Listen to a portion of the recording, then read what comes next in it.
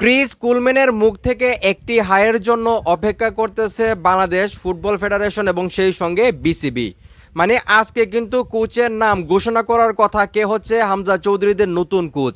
এবং অলরেডি যেটা খবর পাওয়া যাচ্ছে, বাফুফে কিন্তু মিটিং শুরু করে দিয়েছে এবং বাফুফের পক্ষ থেকে যত ধরনের ডকুমেন্টস আছে, মানে সব ডকুমেন্টস নাকি ক্রিস কুলম্যানের কাছে পাঠিয়ে দেওয়া হয়েছে। যদিও বলা হচ্ছে উনি এখনও সেইখানে সিগনেচার করেন নাই, বা উনি আসলে বাংলাদেশের হয়ে আসবেন কিনা সেটা এখনও কনফার্ম করেন নাই। এবং ওনার সেই কনফার্মেশন বা ওনার একটা ইয়েসের জন্য কিন্তু এখনও অপেক্ষা করছে বাফুফে। এবং যতটুকু সম্ভব আজকে হয়তো নতুন কোচের নাম ঘোষণা আসতে পারে যদি ক্রিস কুলম্যান রাজি হয়। আপনারা সবাই জানেন ক্রিস কুলম্যানকে আনতে প্রায় মাসে যেটা বলা হচ্ছে 60 লক্ষ টাকার মতো স্যালারি দিতে হবে, যেখান থেকে 50% হয়তো বিসিবি দিবে। আমিনুল হক ভাই, মানে বর্তমান যুব ক্রীড়া প্রতিমন্ত্রী, উনি কিন্তু ঘোষণা করছেন যে বাংলাদেশের ফুটবলের উন্নয়নের জন্য উনি সেটা করবেন সরকারিভাবে। তো সেখান থেকে মোটামুটি বাংলাদেশের যে সাধারণ অডিয়েন্স আছেন, যারা ফুটবলকে ভালোবাসেন বা যারা ফুটবল নিয়ে কথা বলেন, সবাই কিন্তু মোটামুটি কনফার্ম যে ক্রিস কুলম্যান হবেন হামজা চৌধুরীদের নতুন কোচ। যেহেতু সরকারিভাবে আর্থিক সহায়তা করা হচ্ছে বাফুফেকে, এখন আর টাকার কোনো সমস্যা নাই। কিন্তু একটা সমস্যা হয়েছিল, যেটা হলো ক্রিস কুলম্যান চাচ্ছিল যে ওনার যে ইউনিট আছে, সহকারী কোচ থেকে শুরু করে ফিজিও যারা আছে সবাইকে নিয়ে উনি আসবেন। তো সেই ক্ষেত্রে বিশাল অঙ্কের একটা টাকা লাগতেছে, আপনারা সবাই জানেন। তো সেই টাকাটারও মোটামুটি একটা কনফার্মেশন আসছে। বাফুফে মানে চাচ্ছে যেই কোনো উপায়ে ক্রিস কুলম্যানকে আসলে বাংলাদেশের মানে হামজা চৌধুরীদের দায়িত্ব দেওয়ার জন্যে।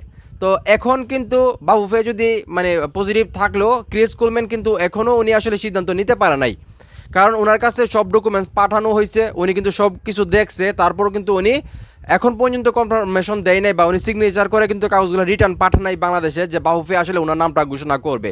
তো এখন পর্যন্ত কিন্তু টিল নাও যেটা জানা যাচ্ছে যে বাফুফে এখনও তাদের মিটিং আসলে চালিয়ে যাচ্ছে, যেহেতু আজকে তারা বলেছিল যে আজকে কোচের নাম তারা ঘোষণা করবে।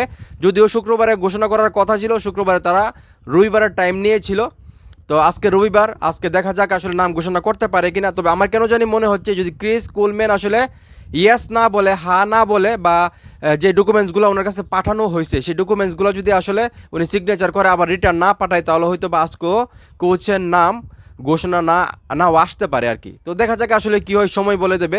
তো সবাই আসলে অধীর আগ্রহে বসে আছে কখন কোচের নাম আসলে ঘোষণা করা হবে, এবং সবাই চাচ্ছে যে ক্রিস কুলম্যানকে কোনোভাবে কোনো উপায়ে হামজা চৌধুরীদের দায়িত্ব দেওয়া যায় কিনা। মানে সবার যে স্বপ্ন 2030 বা 2034 বিশ্বকাপে বাংলাদেশ যাবে, খেলবে, মানে সেই যে স্বপ্নটা, সেই স্বপ্নটা হয়তো বা অনেকেই ভাবতেছে যে ক্রিস কুলম্যানের হাত ধরে সত্যি হইতে পারে। তো এখন দেখা যাক হামজা চৌধুরীদের কপালে কী আছে, ভাগ্যে কী আছে, ক্রিস কুলম্যান নাকি অন্য কোনো কোচ আসলে আসে। তো সেটা সময় বলে দেবে। এখন এই মুহূর্তে যারা আমার এই ভিডিও দেখতেছেন, আপনারা কি মনে করেন যে আজকে বাফুফে নতুন কোচের নাম ঘোষণা করতে পারবে, নাকি আবার 2-3 দিনের সময় নেবে? আপনাদের কি মনে হয় সেটা অবশ্যই কমেন্ট করে জানাবেন। ভিডিওটা ভালো লাগলে অবশ্যই শেয়ার করবেন।